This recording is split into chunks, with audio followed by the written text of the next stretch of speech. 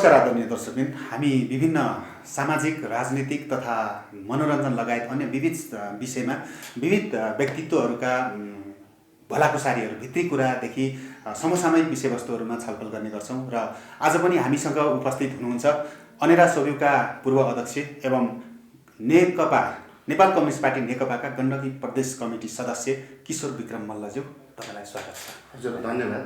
सन्चै हुनुहुन्छ? असाध्यै राम्रो छ। अहिले देश लकडाउन छ, 37औं दिनमा आज आइपुग्यो। 37औं दिनमा तपाईँसँग भेट भयो। हजुर, यो 37औं दिनसम्म तपाईँ उपत्यकामै हुनुहुन्छ कि उपत्यका बाहिर हुनुहुन्छ? म लकडाउनको केही दिन अगाडिदेखि नेपाल मेडिकल काउन्सिलको जिम्मेवारी पनि भएको हुनाले अब त्यही सम्बन्धित कार्यक्षेत्र पनि पर्यो र करिब एक हप्तादेखि म काठमाडौँमै नियमित रूपमा क्रियाशील छु। गत एक हप्तादेखि लकडाउन हुनुभन्दा एक हप्ता अगाडिदेखि म यही उपत्यकामा क्रियाशील छु। तपाईँ अहिले सरकारको नेतृत्व गरिराखेको नेपाल कम्युनिस्ट पार्टी नेकपा, त्यसको एउटा जिम्मेवार नेता पनि हुनुहुन्छ। जो विद्यार्थी आन्दोलन भनेको त पार्टीलाई पनि बल पुर्याउन एकदम शक्तिशाली मानिन्छ होइन, त्यसको नेतृत्व पनि गरिसकेको मान्छे। अहिले यो 37औं दिनसम्म अहिले लकडाउनकै कुरा गरौँ हामी, सरकारले जनताप्रति जिम्मेवार बनेर प्रस्तुत भएको छ? यसलाई म के भन्न चाहन्छु भने नेपालको वस्तुस्थिति अनुसार जुन ढङ्गले चाहिँ कोरोनाको महामारी विश्वव्यापी रूपमा मानव जातिको विरुद्धमा जुन खालको स्थिति सिर्जना भयो, त्यस पश्चात नेपाल सरकारले चालेको गतिविधिको सुरुदेखिको हामीले यतिन्जेलसम्म चाहिँ सूक्ष्म अध्ययन र विश्लेषण गर्ने हो भने नेपालको वर्तमान सिचुएसन अनुरूप नेपाल सरकारले अगाडि सारेको कदम सन्तोषजनक छ। म यो सन्तोषजनक किन छ म भनेर भन्न चाहन्छु भने पहिलो पटक नेपालमा देखिएको पहिलो सङ्क्रमित व्यक्तिको परीक्षण गर्न हामी नेपालमा गर्ने अवस्था सिर्जना नभएर हामी हङकङ पठाउने स्थिति थियो।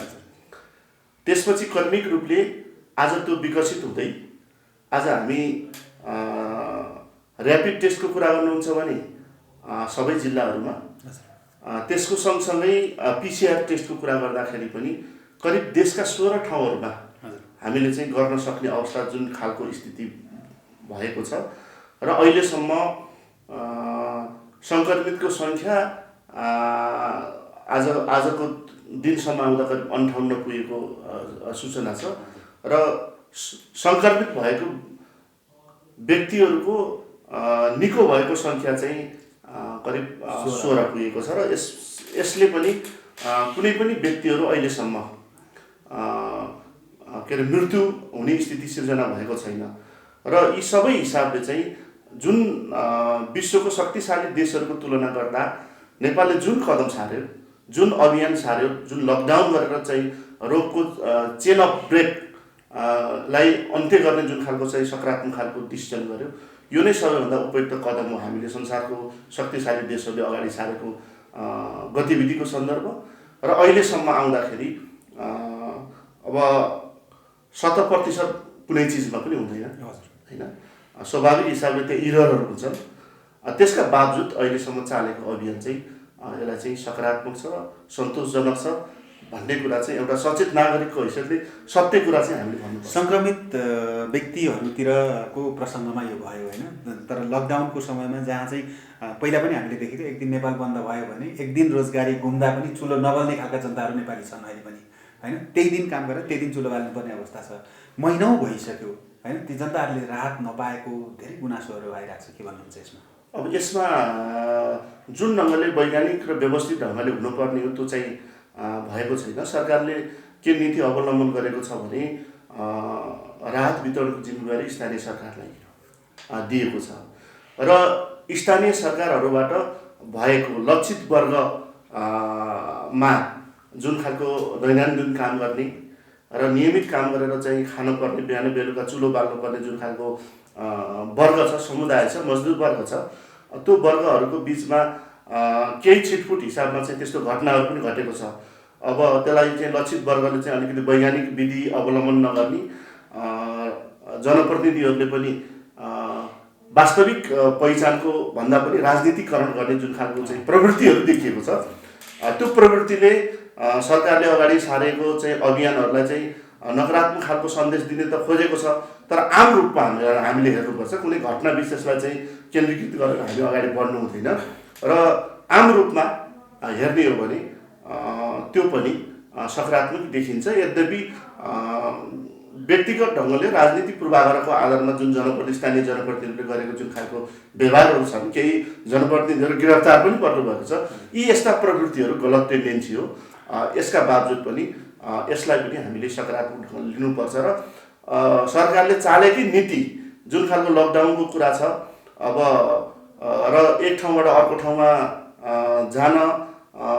जाँदा झन् रोगहरू सङ्क्रमित हुने जुन खालको स्थिति हो, त्यो कुरालाई रोक्नको निम्ति जुन सरकारले जुन खालको अभियानहरू चाल्यो, यद्यपि मजदुरहरू चाहिँ सडकमा हिँडेको स्थिति, त्यसको चाहिँ नि कतिपय कारुणिक दृश्यहरू पनि देखियो, तर त्यसको बावजुद पनि सरकारले यसलाई सकारात्मक ढङ्गले अगाडि बढाएको छ भन्ने मैले ठानेको छु। सरकारले सकारात्मक प्रयास गर्दै गर्दा पनि होइन, जुन बेला लकडाउन गर्यो यो सही समय थियो भनिएको थियो, चैत 11 गतेदेखि लकडाउन गर्यो, 10 गतेको मन्त्री परिषदले होइन। तर जुन चाहिँ एसईको परीक्षा अघिल्लो दिन रोक्ने होइन, त्यहाँ चाहिँ अधिकांश विद्यार्थीहरू सम्बन्धित ठाउँमा पुगिसकेको अवस्था थियो, एकदम पीडामा फर्किनुपर्ने अवस्था र पछिल्लो अहिले यो 2-3 दिनभित्रको पनि हेर्दाखेरि चाहिँ कतिपय जिल्लालाई चाहिँ जिल्ला प्रशासन कार्यालयले पास दिने गाडीहरूलाई मान्छे ल्याउनु भनेर अथवा पुर्याउनु भनेर अनि बिच बाटोमा रोक्ने अवस्था पनि देखियो। यो सन्दर्भमा के भन्न चाहन्छु भने जस्तो थानकोटमा अस्ति यो सन्दर्भमा के भन्न चाहन्छु भने सरकारले छुट दिने निर्णय त गरेको थिएन।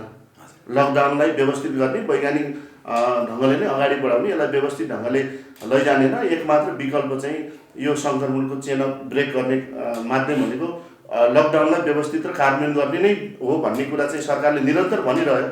तर यहीँ पनि थोरै केही जनप्रतिनिधिहरू, मान्य सांसदहरूले, मन्त्रीहरूले जुन खालको चाहिँ पपुलिस्ट होइन, लकडाउन सरकारले डिसिजन गरेको छ भेला नगर्ने, 25 जनाभन्दा बढीको भेला नगर्ने, तर राजनीतिकरण गरेर अलिकति पपुलिस्ट हुनको निम्ति जुन खालको गतिविधि व्यक्तिगत हिसाबको कुरा हो भने त्यो गतिविधिप्रति पनि मेरो एकदमै असहमति छ होइन, असहमति छ।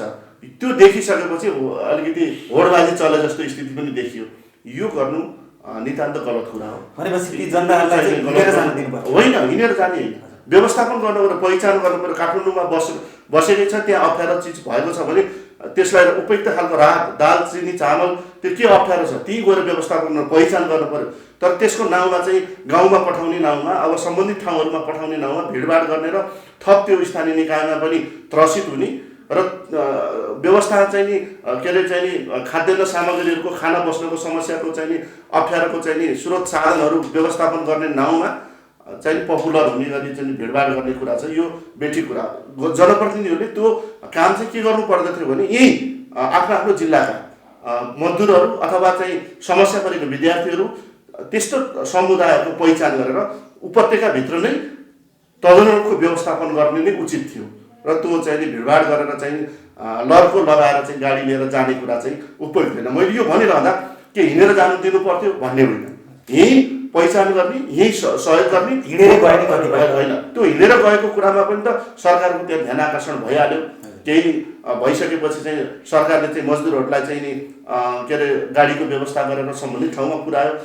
त्यो एउटा चाहिँ स्वास्थ्य सम्बन्धी चाहिँ स्वास्थ्य मन्त्रालयले के अरे निर्धारण गरेको एउटा प्रोटोकल कायम गरेर, एउटा चाहिँ आचार संहिता कायम गरेर पुर्याउने कुरा एउटा कुरा छ। तर भिडभाड गरेर चाहिँ नि एउटा चाहिँ नि WHO चाहिँ नि नियमलाई समेत उल्लङ्घन गरेर जनप्रतिनिधिहरूले त्यो खालको गतिविधि गर्ने कुरा चाहिँ त्यो उपयुक्त थिएन। यहीँभित्र चाहिँ पहिचान गरेर चाहिँ अप्ठ्यारो परेको विषयवस्तुलाई चाहिँ समाधान गर्नु पर्थ्यो, चाहे त्यो विद्यार्थी हो चाहे त्यो मजदुर हो। अहिलेको अवस्था होइन, अब 25 जनासम्म पनि उपस्थित नहुने भन्ने सरकारको निर्देशनै छ होइन। कतिले लकडाउन सुरु हुनुभन्दा अगाडि यो लागू भएको हो होइन। तपाईँको चाहिँ नि विभिन्न निकायहरूमा, वडा कार्यालयहरूमा त्यो राहत लिनेहरूको भिड देखिन्छ होइन, सयौँजना देखिन्छन् त्यहाँनिर। र अर्को कुरा भनेको सपिङ गर्न पसलहरू बिहान 10 बजीसम्म खुलाउने भनेर अहिले भनिएको छ। हजुर, त्यो टाइममा पनि एकदम मान्छेहरूको भिड देखिन्छ। के यो ठिक छ? त्यो ठिक छैन, नितान्त ठिक छैन। के गर्नु त्यसको निम्ति सामाजिक दूरी मैले भनिहालेँ नि, स्वास्थ्य मन्त्रालयले WHO विश्व स्वास्थ्य सङ्गठनले निर्धारण गरेको, पालना गरेको स्वास्थ्य सम्बन्धी प्रोटोकल कायम गरेर, सामाजिक दूरी कायम गरेर, भौतिक दूरी कायम गरेर परेको समस्याको आम नागरिकै सचेत हुनु पर्यो। त्यहाँ त अड्दैन पसलमा होइन, त्यहाँ पालो लगाउन सकिन्छ नि। त्यो टाइम हुन्छ, मान्छेलाई 10 बज्न लाग्यो त्यस्तो हुँदैन, त्यो हुँदै होइन, त्यो कुरामा म सहमत हुँदैन।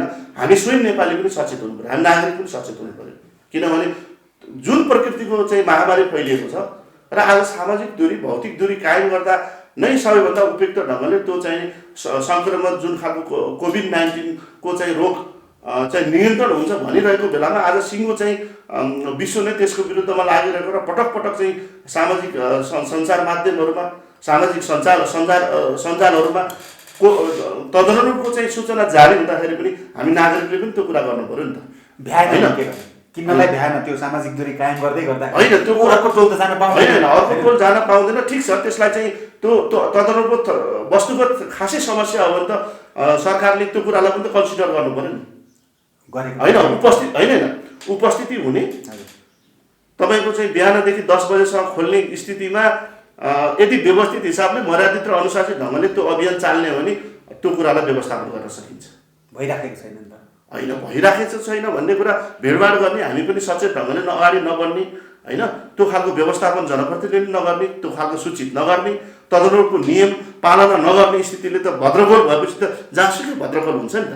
त्यस कारणले व्यवस्थित हिसाबले अगाडि बढाउने र तदनुरूपको चाहिँ गतिविधिहरू जनसमुदायले गर्नु पऱ्यो, जनप्रतिनिधिले तदनुरूपको चाहिँ व्यवस्थापन गर्नु पऱ्यो र सम्बन्धित प्रशासनले पनि त्यस अनुरूपको व्यवस्था मिलाउनु। तपाईँको चाहिँ नि अहिले अलिकति अब यही लकडाउनको समयमा होइन, सम्पूर्ण जनतालाई चाहिँ घरभित्र राखिएको छ होइन, अति आवश्यक परेपछि त मान्छे बाहिर निस्केका छन्, कति हिँडेको छन्, त्यो बाध्यताको बारेमा हामीले कुरा गरिसक्यौँ। प्रधानमन्त्रीले अलिकति योलाई चाहिँ मोड्न खोज्नुभयो नि अध्यादेश ल्याएर, बिचमा 2वटा अध्यादेश ल्याएर। यसलाई म के भन्न चाहन्छु भने मोड्न खोजेको जस्तो लाग्दैन मलाई। विधेयकहरू ल्याउने कुरा सरकारको नियमित काम हो होइन, सरकारले ल्याउन सक्छ। जुन 2 खालको विधेयक आइसके पश्चात राजनीतिक वृत्तमा जुन खालको चाहिँ एउटा गर्मागर्मी ढङ्गले चाहिँ बहस सुरु भयो, त्यो विधेयक पार्टीभित्रको कार्यकर्ता, शुभचिन्तक र आम जनसमुदायले अथवा प्रतिपक्ष दलले समेत यो बेठिक समय हो भन्ने स्थितिका साथ आफ्नो विरोधका स्वरहरू निकालिसकेपछि सरकारले फेरि समीक्षा गर्यो र यो बेठिकै रहेछ के अरे भन्ने महसुस गरेर फिर्ता गरिसकेको स्थिति छ होइन। अब विधेयक चाहिँ सरकारले ल्याउने कुरा हो र समय यो सन्दर्भमा चाहिँ यो विश्व एउटा चाहिँ COVID-19 को एउटा चाहिँ महामारीमा जुधिरहेको बेला समय सिचुएसनको हिसाबले उपयुक्त होइन कि भन्ने कुरा मलाई पनि लागेको छ। तर सरकारले विधेयक ल्याउने कुरा चाहिँ त्यो नियमित प्रक्रिया हो, ल्याउन सक्छ, तर समय सही भयो कि भएन भन्ने कुराको विश्लेषण गरेर सायद सरकारले पनि समय उपयुक्त भएन छ भन्ने हिसाबले नै फिर्ता गरेको स्थिति छ नि त। प्रधानमन्त्रीसँग चाहिँ विभिन्न क्षेत्रका विज्ञहरू त हुनुहुन्छ नि त, भोलि त्यसले दीर्घकालीन के असर पार्छ अथवा तत्कालीन के असर पार्छ भन्ने सल्लाह लिनु भएन, उहाँले लिनु आवश्यक थिएन? होइन, सल्लाह लिनुभएकै होला, सल्लाह लिनुभएकै भन्ने पनि बुझिन्छ। सल्लाह लिँदै पनि कतिपय सन्दर्भ चाहिँ बेठिक समय हुनसक्छ होइन, सल्लाह त नलिएको भन्नु मिल्दैन, सल्लाह लिनुभएकै छ, लिनुभएकै होला। मेरो भनाइ सुनेअनुसार होइन, पार्टीको शीर्ष नेताहरूसँग पनि औपचारिक अथवा अनौपचारिक हिसाबले चाहिँ सैद्धान्तिक कुरा चाहिँ सुनाउनु भएको भन्ने हामीले पनि सुनेका छौँ र अब सल्लाह लिँदै पनि समय सन्दर्भको हिसाबले उपयुक्त भन्ने लागेन, फेरि सल्लाह गर्नुभयो। फेरि चाहिँ सल्लाहको आधारमा चाहिँ यो बेठिक समय थियो, हामी चाहिँ COVID-19 को महामारीको विरुद्धमा जुझ्ने बेला यो उपयुक्त भएन भन्ने स्थिति भइसकेपछि फेरि समीक्षा भयो, फेरि फिर्ता गर्नुभयो। त्यो पनि सल्लाहले फिर्ता गर्नुभएको नि त। सल्लाहले भन्दा पनि यसमा चाहिँ पूर्व एमाले र पूर्व माओवादी छुट्टै रह्यो, मन्त्री परिषदमा पनि चाहिँ एकमत बनाएर चाहिँ उहाँले पारित गर्न सक्नु भएको थिएन भन्ने पनि भयो। जुन दिन त्यो 2वटा चाहिँ अध्यादेश आयो, त्यो अध्यादेश आएको दिन तत्कालै मन्त्री परिषदको बैठकपछि माओवादी पूर्व माओवादीका मन्त्रीहरूको छुट्टै बैठक बस्यो होइन। प्रचण्ड कहाँ भेट्न उहाँहरू जानुभयो। पार्टी एकता अझै भएको छैन होइन। पार्टी एकता का कामहरू केही बाँकी छन् होइन, सम्पूर्ण हिसाबले छन्। पार्टी अध्यक्षलाई यो विधेयक सरकारको तर्फबाट आयो भनेर जानकारी गराउनको निम्ति त्यो कमजोरी होइन, त्यो गल्ती होइन। त्यो पाउँछ नि त पार्टी अध्यक्षलाई गएर यस्तो विधेयक सरकारको तर्फबाट आयो भनेर रिपोर्टिङ गर्ने कुरा चाहिँ गलत हो र। तर यो 3-4 यसलाई पार्टी एकता थिएन र फरक ढङ्गले भयो भनेर बुझ्ने कुरा चाहिँ वस्तुवादी हुँदैन। पार्टी अध्यक्ष हो उहाँ पुष्पकमल दाहाल प्रचण्ड पनि। पार्टी अध्यक्षलाई चाहिँ रिपोर्टिङ गर्ने कुरालाई मैले अन्यथा लिन्न। यसलाई चाहिँ फरक समूहको भेला पनि मैले ठान्दिनँ, छुट्टै बस्नुपर्छ होइन। त्यो हिसाबमा चाहिँ पार्टीको अध्यक्ष सम्माननीय प्रधानमन्त्रीज्यूले त्यो विषयवस्तुलाई चाहिँ सैद्धान्तिक हिसाबले चाहिँ कमरेड प्रचण्डसँग कुरा गरेको भन्ने सुनिएको छ।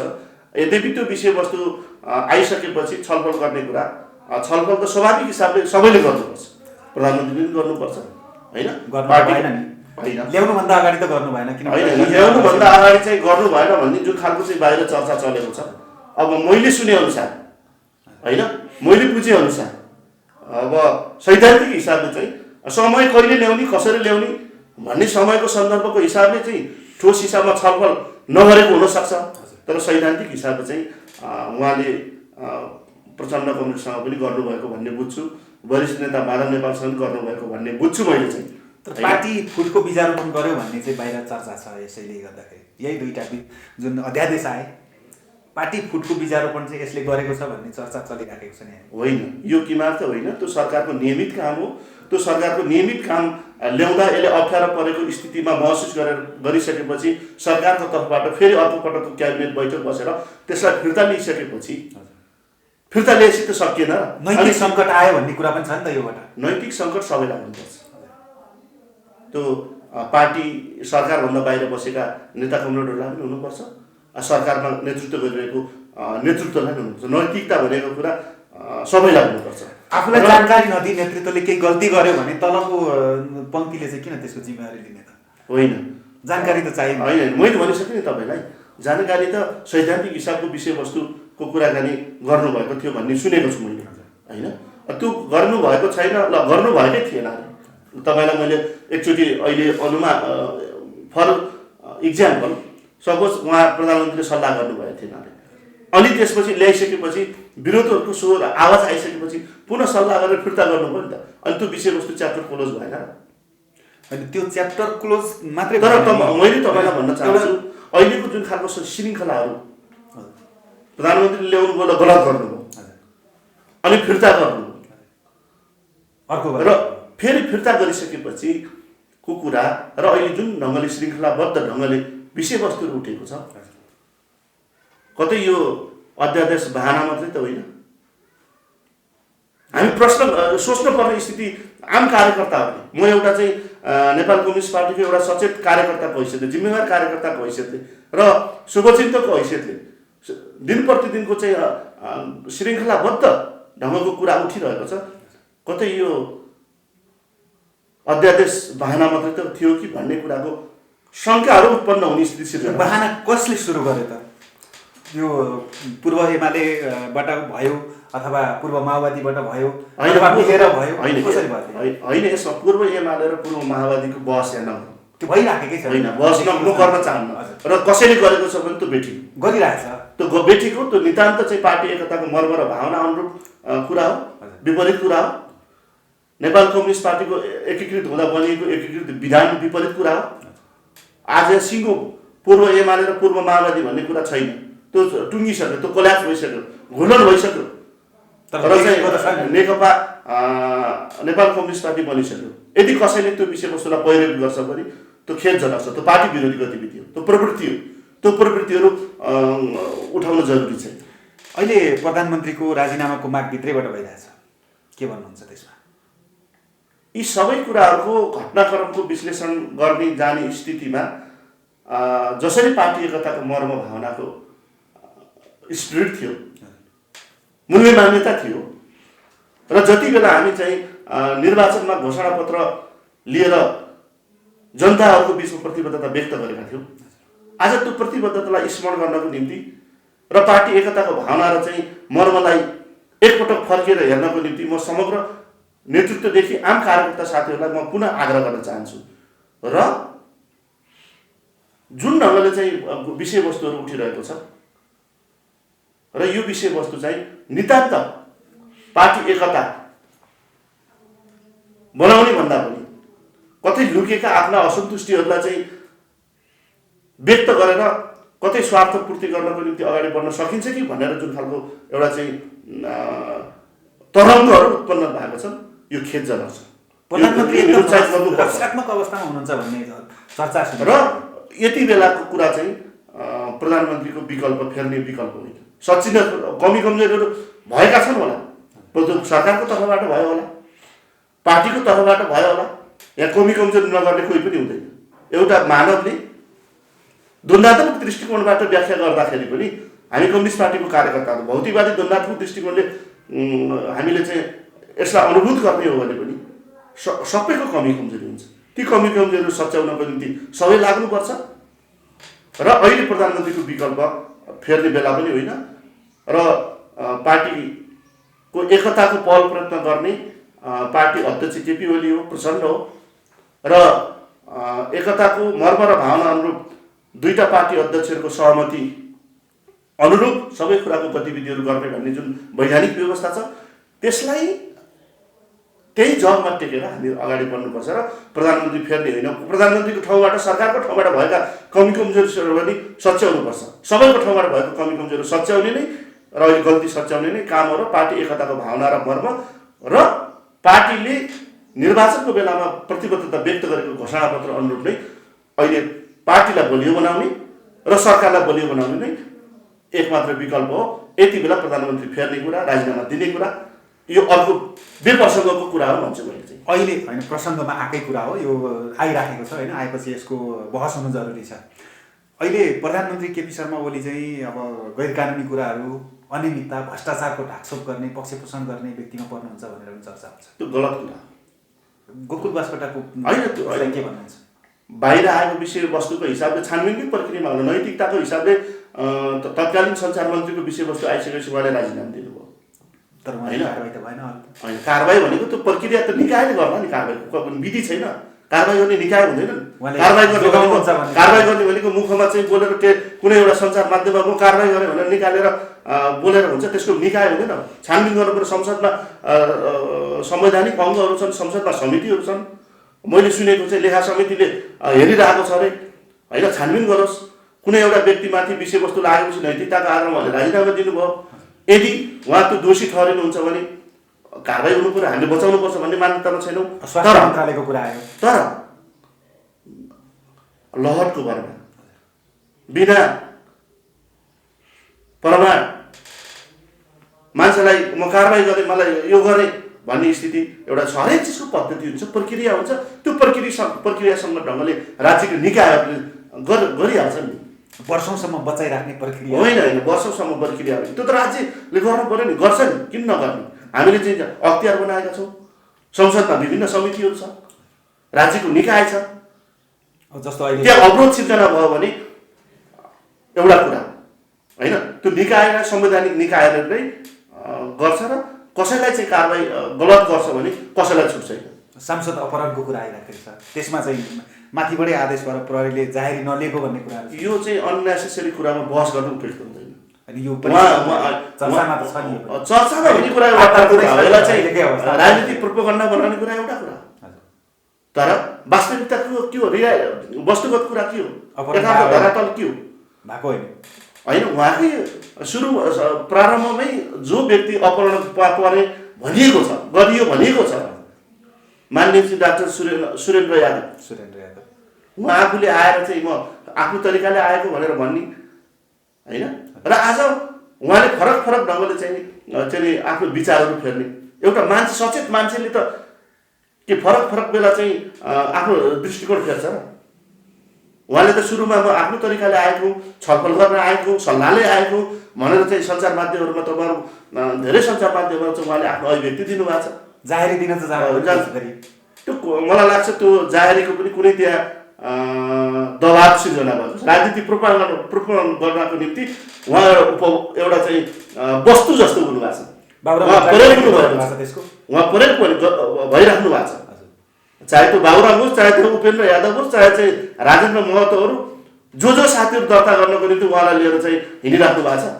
यो एउटा जिम्मेवार मान्छेले एउटा नैतिकताको कुरा हुँदैन होइन।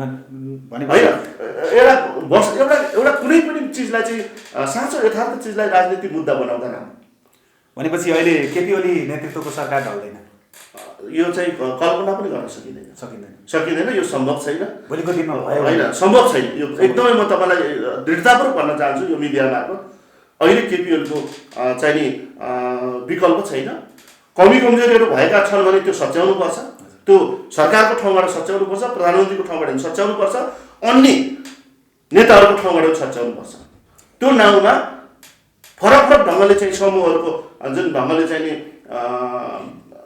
एउटा चाहिँ नि गलत ढङ्गले चाहिँ एउटा चाहिँ उद्देश्य राखेर कसैले पनि गतिविधि गर्न पाइन्न। भनेपछि नेकपा एकडिका भइरहन्छ, फुट्दैन। बहस छलफल हुँदै फुट्छ भन्ने कुरा यो अवास्तववादी कुरा हो। बहस हुनुपर्छ, छलफल हुनुपर्छ, होइन, नियमित माझाबाज हुनुपर्छ, होइन, हुनुपर्छ, बाजाबाज हुनुपर्छ, सैद्धान्तिक छलफल हुनुपर्छ, अनेक सन्दर्भ हुनुपर्छ। एउटा राजनीतिक धरातल र सैद्धान्तिक बहसको आधारमा छलफल गऱ्यो भने त्यो निकासन पुग्छ। तर आज जुन खालको चाहिँ प्रवृत्तिहरू देखिरहेको छ, आफू केन्द्रित नीत उद्देश्य पुरा गर्नको निम्ति छलफल चलिरहेको जस्तो लाग्छ। यस्ता खालका छलफलहरू नचलाउनको निम्ति म पार्टी नेताहरूलाई आग्रह गर्न चाहन्छु। आन्दोलनलाई बलियो बनाउन, पार्टीलाई बलियो बनाउन र वस्तुगत हिसाबले भएका कमी कमजोरीलाई रियलाइज गरेर नकारात्मक कुराभित्र सकारात्मक चिजको खोजी गर्नको निम्ति छलफल चलाइने कुरा यो राम्रो। तर कसैलाई हुत्याउनको निम्ति कसै चाहिँ फेरि आउनको निम्ति गरिने बहस निरर्थक बहस हुन्। यो कार्यकर्ता पङ्क्तिले रुचाएका छैनन्, जनताले यो रुचाएका छैनन्, त्यस कारण यो सम्भव छैन, यो गरिनु हुँदैन। पक्कै पनि तपाईँले जुन अपेक्षा राख्नु भएको छ, जुन जति कुराहरू राख्नुभयो, यो पक्कै पनि पार्टी नेतृत्वले सुन्नेछ र यसलाई कार्यान्वयन पनि गर्नेछ। त्यसमा तपाईँको आवाज पनि त्यतिकै हुनेछ। समय दिनुभयो तपाईँलाई धन्यवाद। म फेरि पनि के भन्न चाहन्छु भने म सबै कार्यकर्ता पङ्क्तिलाई, माथिदेखि तलसम्म सङ्गठित भएको कार्यकर्ताहरूलाई पनि सचेतनतापूर्वक अगाडि बढ्न आग्रह गर्नुहोस्। कुनै नेताको पक्षधरतामा होइन, कुनै नेतालाई चाहिँ उचाल्ने, कुनै नेतालाई पछाड्ने, आरोप प्रत्यारोपमा कार्यकर्ताहरू उत्रिनु जरुरी छैन। र सबै नेता कमरेडहरू तपाईँहरूलाई चाहिँ टुटफुट गर्नको निम्ति जनादेश दिएको होइन। टुटफुट गर्नको निम्ति आफ्नो निज स्वार्थपूर्ति गर्नको निम्ति पार्टी एकीकरण गरिएको होइन। हामीले कल्पना गरेको सुखी नेपाली, समृद्ध नेपाललाई सार्थक बनाउनको निम्ति संविधानमा उल्लेख गरिएको चाहिँ समाजवाद उन्मुख सोसाइटी निर्माण गर्नको निम्ति कम्युनिस्ट पार्टीको चाहिँ यो झन्डै 2/3 बहुमत प्राप्त गरेको सरकार हो। त्यस कारणले एकपटक फेरि पनि कार्यकर्ताको मनोभावना, जति बेला निर्वाचनको निम्ति हामी लडिरहँदाखेरि हामीले प्रतिबद्धता गरेको घोषणापत्र जनतासँग यो पुरा गर्ने अभियानमा लाग्नको निम्ति र समाजवाद उन्मुख समाज निर्माण गर्नको निम्ति पार्टी एकता अनिवार्य छ। र यसको निम्ति थप अब सरकारलाई बलियो बनाउने र पार्टीलाई बलियो बनाउने दिशामा अगाडि बढ्नुपर्छ र तरुणको जागरण पनि कार्यकर्ता पङ्क्तिबाट हामीले गर्नुपर्छ भन्ने कुरा म फेरि पनि आग्रह गर्न चाहन्छु। धन्यवाद। हस्, धन्यवाद।